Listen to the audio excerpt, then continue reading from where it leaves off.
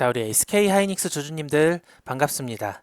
해피닉스입니다. 오늘 전반적으로 시장 분위기가 굉장히 좋았는데 우리 SK 하이닉스 같은 경우에는 조금 왕따를 당하는 상황이 발생을 했어요. 그런데 그 부분에 있어서 조금은 납득가는 부분이 이제 오늘 저녁에 ADR이 임시적으로 상장이 되죠. 여기에 지금 공모가가 149달러로 이제 책정이 됐는데 어제자 종가 기준으로 계산을 했을 때 이게 대략적으로 한 2.5% 정도 프리미엄이 붙은 상황이거든요. 그러다 보니 외국인들 같은 경우에는 국내에 가지고 있는 이 하이닉스 본주를 팔아서 미국에 상장하는 주식 으로 바꿔서 매수를 하면 그냥 가만히 앉아서 2.5%의 수익을 발생시킬 수 있는 거거든요. 이게 금액이 적으면은 이 2.5%가 굉장히 적어 보일 수도 있겠지만 이거를 몇백억, 몇천억 단위로 생각을 해봤을 때는 이 2.5%가 굉장히 크죠. 그래서 이 부분을 고려한 외국인들의 매도세가 조금 많이 나온 편이고 그거를 지금 개인들이랑 기관들이 다 받아내고 있는 상황이에요. 다만 이 부분을 너무 부정적으로 볼 필요는 없는 게 뭐 외국인들 입장에서는 어디에서 거래를 하든 어쨌든 하이닉스에 투자하는 거는 똑같으니까 이 부분을 굳이 나쁘게 볼 필요는 없겠고 적어도 그동안 이렇게 외국인들의 큰 매도세가 나왔을 때는 그전에는 이렇게 주가가 힘없이 밀려버렸는데 그래도 오늘은 보합권을 유지를 하고 있는 상황이죠. 그리고 이 부분을 굉장히 큰 추세로 봤을 때 여전히 상승 추세가 지금 잘 이어지고 있다. 지지가 나왔어야 하는 자리에서 정상적으로 지지가 나오면서 지금 그 다음 추세를 돌릴 수 있는 준비를 하고 있다. 이렇게 판단할 수 있겠어요. 그래서 앞으로 이 ADR이 뭐 당연히 좋은 부분도 있겠지만 나쁜 부분도 있겠죠. 뭐 차익 거래를 노리는 이러한 기관들이 좀 많아지기 때문에 이 부분은 굉장히 부정적인 요소로 작용을 할 수 있겠지만 제가 지난 영상에서 TSMC의 사례를 들었던 것처럼 이게 단기적으로 좀 부정적인 요소를 감안을 하더라도 굉장히 장기적으로 봤을 때는 수급적인 요인에 있어서 굉장히 긍정적으로 해석할 수 있다. 저는 이렇게 판단하고 있습니다. 따라서 우리 하이닉스 주주님들이 여전히 이렇게 큰 단위의 상승 추세가 이어지고 있고 제가 190만원 선을 이탈하지 않으면 여전히 여기서 매수를 취할 만하다라고 말씀을 드렸죠. 그러니까 아직까지는 뭔가 거시적으로나 차트적으로 추세가 무너질 만한 신호가 전혀 발생하지 않았기 때문에 아직까지는 전혀 걱정하실 필요가 없다라고 말씀을 드리고 싶고 우리가 이렇게 고점을 형성하고 내려오는 과정에서 사실 제일 많이 드렸던 말이 뭡니까? 뭐 AI 버블이라든지 뭐 반도체 고점론에 대해서 이야기가 굉장히 많이 나왔었죠. 그래서 오늘은 제가 이 부분에서 이 반도체 고점론에 대한 이야기를 좀 한 가지 다 언급하면서 그거에 대해 하나하나 반박하는 이야기를 좀 하고 싶거든요. 이 부분은 우리 하이닉스를 투자하시는 우리 주주님들에게도 굉장히 중요한 소재거리가 될 테니까 오늘 영상 꼭 끝까지 시청을 해주시고요. 그러면서 동시에 제가 드리는 의견들이 우리 하이닉스 주주님들에게 조금이라도 좀 도움이 된다 싶으시면 저희 해피닉스 채널 구독과 좋아요 한 번씩 눌러주시면 대단히 감사하겠습니다. 자, 먼저 우리 주주님들이 좀 아시고 가야 되는 부분이 이제 코스피를 기준으로 차트를 봤을 때 단일 종목 ETF가 여기에서 이제 상장을 해서 이제 이러한 변동폭을 지금 보여주고 있는 상황인데 거시적인 상황들이나 뭔가 개별 종목에 대한 이야기들을 전부 다 배제하고 본다라고 하더라도 지금 코스피 같은 경우에는 이 자리를 지금 이탈을 하면서 굉장히 좋지 않은 상황인 거는 냉정한 사실이에요. 제가 지켜보고 있었던 마지도선이 일봉 종가 마감이 이 7400선 아래에서 지금 마감이 되느냐 그 여부를 집중해서 보고 있었는데 현재로서는 이번 주 수요일과 목요일에 이 7400선 밑에서 종가 마감을 하면서 냉정하게 봤을 때 이 5000선에서 시작한 이 상승 추세가 현재 코스피 자체는 깨져 있는 상황입니다. 그래서 이 부분을 우리가 인지를 하면서 접근해야 된다라는 것을 염두에 두고 제가 드리는 이야기를 들어주셨으면 좋겠고요. 그 다음으로는 이러한 큰 추세가 일단 어느 정도 좀 훼손이 됐기 때문에 직전 고점인 9300선을 다시 넘어가는 상승이 발생하기까지에는 조금 시간이 이렇게 걸릴 수도 있다라는 점까지도 우리 주주님들이 좀 인지를 하시면서 보시면 좋겠습니다. 그러면 코스피 자체가 이렇게 올라오는 과정에서 이러한 상승 자체를 주도한 섹터 자체가 반도체이다 보니까 현재 이렇게 내려오고 있는 과정에서 지금 이제 반도체 사이클이 좀 끝났다, 고점이다 이렇게 판단하시는 분들이 굉장히 많은데 이 부분에 있어서 제가 좀 구체적으로 언급을 한번 해보도록 하겠습니다. 일단 첫 번째로 이번 조정으로 인해서 코스피 선행 PER이 6.25배까지 하락을 했는데 08년도 금융위기 때의 6.27배보다도 지금 낮은 수치죠. 근데 사실 08년도 같은 경우에는 우리가 거시적으로 하락하는 거에 있어서 모두가 이견이 없는 그러한 위기 상황이었는데 현재 같은 경우에는 미국이나 이란 상황 쪽이 굉장히 좋지 않으면서 주가가 영향을 받을 수 있을 만한 그러한 매크로적인 이슈인 거는 사실이지만 그런 이슈가 있다라고 했을 때 국내 증시만 이렇게 많이 내려온다라는 건 솔직히 말이 안 되거든요. 뭐 모든 나라의 증시가 영향을 받아야 되는 건데 지금 다른 나라 증시들은 정말 아무런 이상이 없거든요. 근데 국내 증시만 이렇게 고점 대비 마이너스 20% 30% 이상 폭락을 하면서 굉장히 위기 상황급으로 영향을 많이 받고 있는데 이건 단순히 국내 증시만 이렇게 흘러간다라는 점은 뭔가 내부적으로 이전 이전과는 다른 환경적인 요소 때문이라고 할 수밖에 없는데, 그렇다면 우리 증시가 이전과 다른 거는 딱 하나밖에 없죠. 단일 종목 레버리지 ETF로 수급이 쏠리면서 또 이 레버리지 상품으로 인해서 발생하는 쇼감마 형상 때문에 주가 변동성이 굉장히 커질 수밖에 없는 이러한 환경에 우리가 직면해 있었는데, 단일 종목 레버리지가 이전까지는 없었잖아요. 그리고 그 레버리지를 개인들이 거래할 수 있는 허들 자체가 굉장히 낮았기 때문에 이쪽으로 자금이 많이 쏠릴 수밖에 없는 거는 어쩔 수 없는 상황이었다고 생각이 됩니다. 결국에는 다른 나라 증시들은 다 그 자리에 가만히 있는데 국내 증시만 이렇게 크게 널뛰기를 했다라는 거는 레버리지 ETF로 인해서 그동안 국내 증시가 겪어보지 못했던 이런 환경적인 요소들이 큰 변동성을 야기했다라고 볼 수밖에 없겠고, 여기에서 발생한 이 조정폭을 많은 전문가들이 사실 이해하기 굉장히 어려워했거든요. 왜냐면 2026년 코스피 이익 전망치가 전주 대비해서 24조가 늘어났는데 이거는 앞으로도 계속 늘어날 것으로 보이거든요. 우리가 작년부터 이렇게 강세적인 장세를 겪으면서 강세장에 접어들 수 있었던 그런 환경적인 배경이 반도체나 IT를 통해서 발생하는 이러한 영업이익률로 인해서 그거에 대한 기대치가 주가에 반영이 됐기 때문에 강세적인 장세가 계속 유지되고 있는 거잖아요. 그런데 우리가 이 부분에서 조금 냉정하게 생각해야 되는 부분이, 작년 말에 코스피 4천을 넘어간 이후부터는 국내 주식을 투자하는 모든 투자자가, 그게 개인이 됐든 기관이 됐든 외국인이 됐든 연기금이 됐던지 간에 코스피 4천 이상이라는 숫자는 모두가 다 처음 겪어보는 상황이잖아요. 그리고 나서 1분기 실적을 보고 나서 다시 한번 더 강한 강세장이 진행을 된 거니까 이게 거품이 아니라 실질적으로 진짜 돈을 벌고 있기 때문에, 매출이 찍히고 있기 때문에 이렇게 주가가 반응을 하게 된 거잖아요. 근데 이 상황 자체를, 코스피 9천이 넘어가는 상황 자체를 모두가 다 처음 겪어보고 있기 때문에 이 시점에서 어떠한 의견을 낸다라고 해도 거기에 적극적으로 반박을 할 수는 없는 거겠죠. 다만 우리가 1분기 실적을 확인을 하고 강세장이 시작됐는데, 지금 이 단발적인 조정이 발생하는 2분기 실적 같은 경우에는 1분기에 비해서 기대치에 부응하지 못했다. 그런데 그 기대치가 시장 예상치에는 부응을 했는데 그것보다 더 많이, 더 높은 서프라이즈가 나오지 않았기 때문에 이렇게 주가가 내려간다라는 거는 조금 하락하는 데 있어서 이유를 좀 갖다 붙인 게 없지 않아 있어 보입니다. 그래서 우리 주주님들도 아시다시피 지금 반도체 같은 경우에는 2027년이나 28년이나 디램 가격도, 낸드 플래시 가격도 계속해서 상향을 하고 있죠. 뭐 말로는 HBM 같은 경우에는 가격이 100%더 인상된다 이런 말까지도 돌고 있는데, 그만큼 수요는 지속적으로 계속 확인이 되고 있고 공급 문제는 단기적으로 해결될 수가 없기 때문에 근본적으로도 뭐 공장을 뭐 단기간 내에 다 만들 수는 없는 상황이니까요. 그러니까 우리가 이 하락이 발생하는 데에 있어서 수급적인 문제로 발생을 한 것이지, 이게 실적이 기대 이하로 나왔거나 기대했던 것보다 더 높게 나오지 않아서 발생한 하락이다라고 하기에는 조금 어불성설이지 않나 싶습니다. 그리고 연초에 강세장을 주도했던 고실적이 앞으로 내년, 내후년에도 지금 예견되어 있기 때문에 아직까지는 반도체에 대한 고점론을 주장하기에는 적어도 좀 이르지 않나, 저는 이렇게 생각이 듭니다. 다음으로 두 번째 같은 경우에는, 과거에 반도체가 매출의 정점을 찍었을 때 매출 대비 주가가 굉장히 싸 보이는, EPS가 급등했을 때 주가를 저퍼로 평가하고 있는 그러한 상황일 때 과거에 대부분 그 시기가 반도체의 고점이었다, 그런 사례들을 가지고 와서 이번에도 마찬가지다, 이게 실적 대비 주가가 좀 싸 보여서 사면은 나중에는 실적이 고꾸라지는 밸류 트랩이 발생할 수 있다, 이러한 논리의 주장인데요. 과거 데이터가 있기 때문에 그거를 100%다 부정할 수는 없겠지만, 적어도 지금 상황에서 놓고 봤을 때 글로벌 빅테크들이 AI나 반도체에 대해서 캐펙스를 축소한다거나 투자를 줄인다거나 디램 가격이 좀 내려간다거나 장기 계약으로 묶여있는 HBM의 주분 취소 같은 게 나왔을 때 그때부터나 고려할 수 있는 이야기지, 사실 현재 상황으로 놓고 봤을 때는 지속적으로 수요가 확인되고 있는 상황인데, 과거의 데이터만 가지고 와서 그때랑 똑같으니까 지금도 내려갈 거다라고 주장을 하기에는, 마찬가지로 현재 시장이 이전과는 굉장히 다른 상황이죠. 누구도 겪어보지 못했던 이러한 장세에 모두가 놓여있기 때문에 객관적으로 과거 데이터와 현재를 비교하기에는 좀 무리가 있어 보입니다. 다음으로 세 번째로는 직접적인 수요에 관련된 부분인데, 이전에 메타가 본인들이 보유하고 있는 데이터 센터에 남아있는 메모리들을 임대하겠다, 렌탈을 하겠다 이렇게 이야기를 하면서 반도체에 대한 공급 부족이나 과잉 수요를 의심할 수 있는 이러한 상황들이 발생을 했었는데, 사실 그거를 좀 세부적으로 봤을 때는 완전히 다른 이야기였죠. 메타가 진행한다라고 하는 그런 렌탈 사업 같은 경우에는 본인들이 이제는 사용하지 않는 구형 칩을 임대를 하면서 그거에 대해서 추가적으로 부수적인 수입을 발생시키겠다, 그리고 그러한 사례가 일론 머스크가 지금 진행하고 있는 콜로서스 1 데이터 센터에 대해서 발생하고 있는 그러한 임대 수입들을 부러워하는 측면이 있는 것 같다라고 제가 이전에 말씀을 드렸었죠. 그러면서 반도체 고점론에 대한 의견이 좀 사그라들었는데, 이번에 메타가 한 번 더 14기가와트의 AI 데이터 센터 사업에 뛰어든다라고 전격적으로 발표를 했고, 올해 9월부터는 자체적으로 AI 칩을 양산한다라는 발표도 동시에 진행을 함으로써 결국에는 지금 메타가 구상하고 있는 그런 AI 인프라에 대해서 사업을 지속적으로 발전시키려면 투자 규모를 축소할 수 없겠죠. 그리고 동시에 본인들이 원하는 인프라를 인프라를 갖추기 위해서는 지속적으로 신형 메모리를 장기적으로 공급을 받아야 되는데 그 부분에 있어서도 장기적으로 계약을 체결함으로써 신형 부품을 선점하는 데 총력을 다하고 있다라고 밝혔습니다. 그리고 또 마이크론은 미국 본토에다가 2,500억 달러, 우리나라 돈으로 하면 한 380조 정도 돼요. 이 정도의 투자금을 쏟아 부어가면서 미국 영토 내에서 메모리 인프라를 확장하는 데에 공격적으로 투자를 진행을 하고 있고, 그 투자 자금은 10년짜리 웨이퍼 장기 구매 계약으로 만들어지는 거겠죠. 이번에 실적 발표에서도 장기 구매 계약에 대해서 굉장히 폭발적으로 매수세를 유입시키는 트리거가 되기도 했고요. 단순히 가격이 하락하고 있기 때문에 시장 자체가 둔화되고 있다라고 보기보다는 쇼티지를 공급 부족을 우려해서 장기적으로 병목 자산을 묶어두고 있다라고 판단을 하는 게 조금은 더 합리적인 접근 방법이겠죠. 마지막으로 네 번째는 애플이 구태여 이러한 논쟁을 좀 만들어낸 것 같은데, 중국이 저가형 반도체로 물량 공세를 하게 됐을 때 어쩔 수 없이라도 가격 경쟁을 해야 되는 상황이 발생을 하겠죠. 물량 앞에는 장사 없으니까. 그런데 그런 상황이 발생을 한다면 적어도 지금 신형 디램이나 낸드 플래시 가격까지는 아니더라도 구형 반도체 가격은 떨어져야 정상이잖아요. 중국이 물량으로 밀고 있는데 경쟁력이 조금 떨어지는 구형 같은 경우에는 가격 경쟁에서 밀리니까 어쩔 수 없이 가격을 내려야 될 수밖에 없는 상황이 와야 되는데, 우리 주주님들도 아시겠지만 지금 구형 디램이나 낸드 플래시 가격이 떨어지나요? 아니죠. 오히려 계속 오르고 있어요. 구형이 계속 오르고 있다고요. 그거는 쉽게 말해서 중국이 아무리 저가형으로 물량 공세를 해도 구형 제품들 가격마저도 오를 만큼 그만큼 수요 과잉이고 공급이 부족하다, 그런 시장이 계속 지속되고 있다, 이렇게 판단할 수 있는 거죠. 전 세계적으로 반도체가 부족한 현상을 지금 중국의 물량이 훼손하지 못하고 있다, 시장을 훼손하지 못하고 있다, 이렇게 보는 게 합리적인 판단 아니겠습니까? 그래서 우리가 이러한 하락이 발생하는 데에 있어서 뭐 여러 가지 이유들을 댈 수는 있겠지만, 결국에는 첫 번째로는 수급 문제가 가장 크고, 두 번째로는 이유가 없습니다. 세 번째도 이유가 없고요. 제가 서두에 말씀드렸다시피 이게 글로벌적으로 문제라면은 한국 증시뿐만 아니라 전 세계 증시가 다 빠져야 되는데 지금 우리나라 증시만 이렇게 빠지고 있다라는 거는 내부적인 문제로밖에 볼 수 없다라는 이야기고, 결론적으로는 지금 반도체 시장 같은 경우에도 주가가 이렇게 내려오면 여러 가지 노이즈들이 사실 낄 수밖에 없잖아요. 내려오는 이유를 찾고 싶고 그게 납득되는 이유여야만 하고, 그렇기 때문에 발생할 수밖에 없었던 반도체 고점론이었는데, 사실 객관적으로 봤을 때는 아직까지는 좀 시기상조다, 저는 이렇게 판단을 하고 있습니다. 그러니까 우리 주주님들이 이러한 부분들을 조금 염두를 하시면서 투자를 진행하는데 참고를 하셨으면 좋겠고, 오히려 제가 보기엔 지금 외국인들이나 연금 같은 경우에는 지금 리밸런싱을 계속해서 진행을 하고 있죠. 특히 외국인들 같은 경우에는 이번 연도에만 코스피가 150조가 나갔다라고 그러는데 정말 엄청난 금액이 많이 나갔어요. 물론 이걸 반대로 생각하면 나간 금액이 많은 만큼 앞으로는 좀 들어올 자금이 더 많을 수 있다라는 기대감을 좀 가져볼 수 있겠고, 국민연금의 리밸런싱 같은 경우에는 주가를 이렇게 크게 훼손하는 리밸런싱을 진행을 하진 않을 것이기 때문에 이 부분에 있어서는 우리가 조금 우려하는 상황들을 확대 해석할 필요는 없겠다, 저는 그렇게 판단하고 있습니다. 한 가지 우려스러운 부분은 제가 아까 말씀드렸던 이런 코스피 7400선을 일봉에서 몸통으로 마감을 했기 때문에 이게 주가가 상승을 하는 속도가 생각보다는 더딜 수 있다, 이 구간에서 머물면서 시간을 조금 오랫동안 끌면서 그 다음에 천천히 상승할 수 있겠다. 차트적으로는 지금 이러한 경로가 눈에 보이고 있기 때문에 우리가 조금은 더 긴 호흡을 가지고 뭐 단기적으로도 수익을 조금씩